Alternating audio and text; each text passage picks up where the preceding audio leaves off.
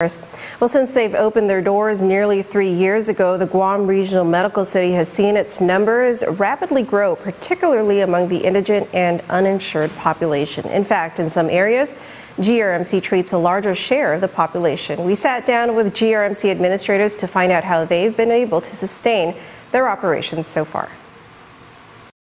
Comparing GRMC to the Guam Memorial Hospital would be like comparing apples to oranges. One is a private institution, while the other is public, among a number of other factors.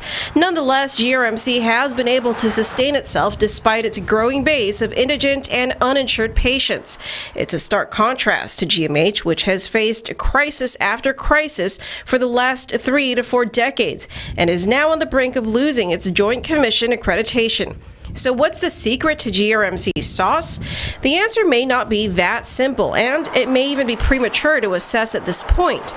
But Chief Medical Officer Dr. Felix Cabrera says they work off of a triangle-based model, which has been key to their modest success. Corners of that angle has to include access, quality, and cost containment for it to be sustainable, and that they exert forces on each other, and so you have to find that right balance. Now, I'm not saying we have that balance right now. It's a work in progress, and in no ways are we very efficient. But things like having a 100% paperless system in our EHR, and as well as billing and revenue cycle, basically process is completely paperless.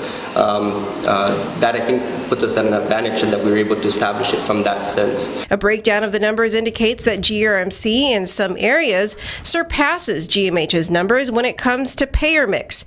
Vice President of Corporate Affairs, Eric Plinsky. And if you look at our statistics for 2017 versus the most recent audit available for GMH for 2016, our uninsured payer mix is the same, exactly like 14%. GRMC serves a bit more of the Medicaid population. I think the number ours was 27% Medicaid payer mix versus about 23% was GMH. And I think for MIP, if I'm not mistaken, we're like almost identical, or we're a little more.